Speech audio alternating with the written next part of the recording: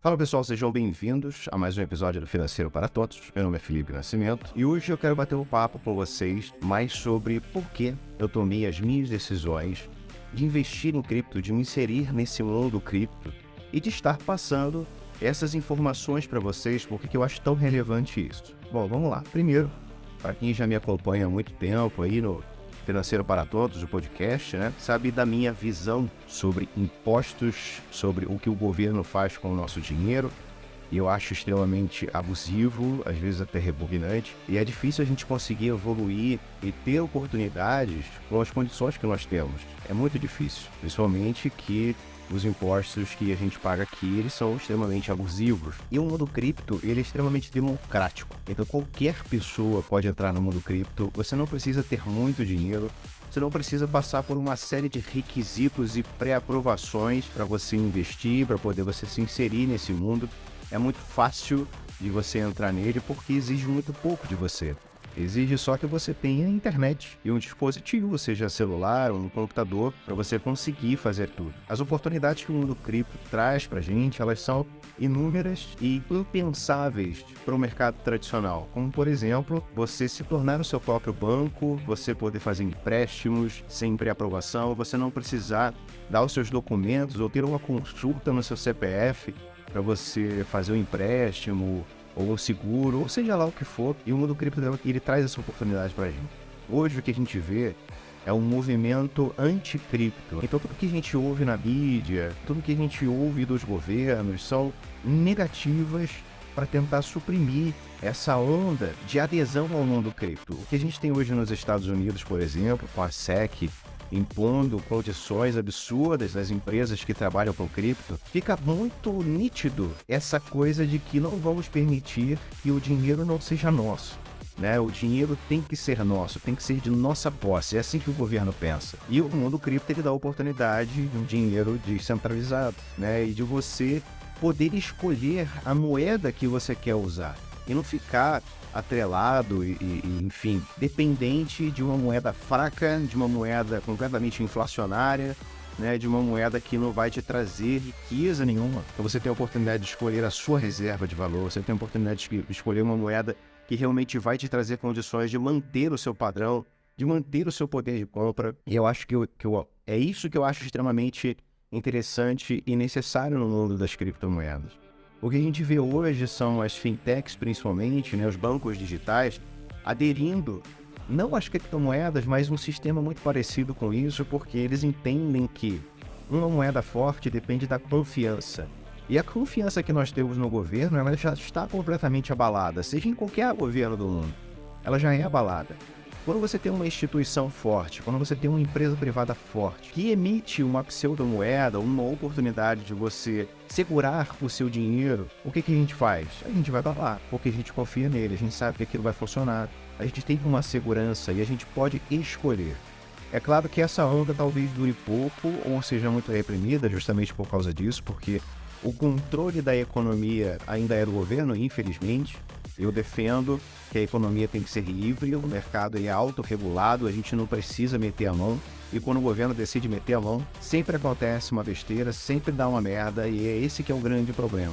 O que a gente vê hoje acontecendo no Brasil, por exemplo, com o Lula criticando a distribuição de dividendos recorde da Petrobras, é um absurdo, porque quem investiu em Petrobras, quem investe em Petrobras, por exemplo, sabe como é uma onda de sobe e desce que você tá rico, tá pobre, tá rico, tá pobre. E quando a empresa, ela dá um bom lucro, você como investidor, você como sócio da empresa, você espera recolher esses louros também, recolher esses dividendos, aceitar essa distribuição. E o que o governo quer fazer? Não quero a distribuição só porque você é sócio, eu quero pegar esse dinheiro e colocar em outra coisa. E essas decisões não são só com a Petrobras, podem ser com muitas outras empresas. O governo que a gente está tendo hoje é um governo com uma ideologia completamente diferente do anterior, embora eu desaprovasse também o governo anterior. Mas eu acredito que quanto mais um governo deixa que o mercado seja livre, melhor. O que não é o caso, o que não parece ser o caso até agora. Isso para mim é muito preocupante. Então, ensinar a vocês a entrar nesse mundo das criptomoedas é importante justamente para que a gente se proteja desse tipo de coisa, para que a gente esteja atento a essas tendências e não só colocar as criptos como uma forma de investimento, especulação, enfim. Mesmo que ainda hoje o mercado seja altamente especulativo. Mas a questão não é essa, a questão é que nós temos uma moeda completamente descentralizada, uma moeda forte, uma moeda que está se tornando reserva de valor ao longo do tempo, está sendo aderida por alguns países, algumas cidades e até empresas como reserva financeira.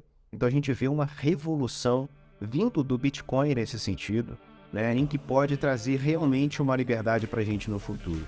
Como já traz para muitas pessoas. Se você ouviu episódios anteriores aí, falando sobre Bitcoin, por exemplo, você vê que países em estado extremamente pobres e miseráveis usam o Bitcoin para fugir dessas situações.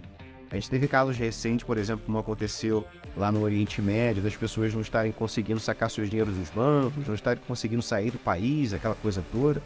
Quem tinha Bitcoin não passou por isso, porque teve a oportunidade de tirar o dinheiro de outros lugares, poder sair de lá por outras alternativas, que não era o dinheiro do governo, que foi simplesmente... Por isso você não conseguiu usar, você não podia fazer mais nada, você foi limitado àquela realidade, àquela condição, sem nenhuma outra perspectiva. Isso é um problema. E é o que as cripto, elas vêm fazer pra gente, é tirar a gente dessa condição, ou das possíveis condições que possam acontecer.